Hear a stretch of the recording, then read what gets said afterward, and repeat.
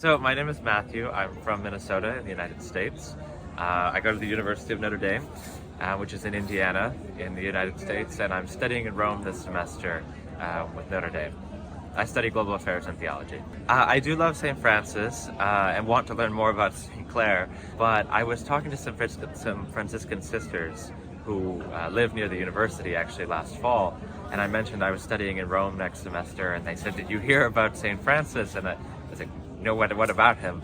And then they told me about this, the relics being exposed and everything. So I went online and read about it and decided I was going to come.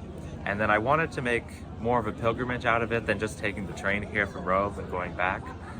So yesterday I took the train to Spello, which is that way, and I hiked over Mount Subasio all day, like 8 hours. My legs are very tired. And by the evening I was able to make it to the Hermitage and to pray in the Cave of St. Francis for a while by myself.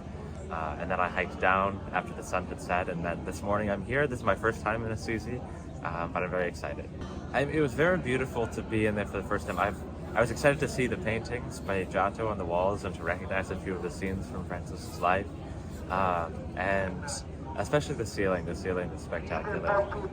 But then the gospel today felt especially pertinent, having been on top of the mountain yesterday. You can see, like halfway across Italy, you can see the mountains in Abruzzo, you can see north, very far in the Apennines, and when Jesus is talking about seeing all the kingdoms of the world but choosing him instead, it felt very pressing.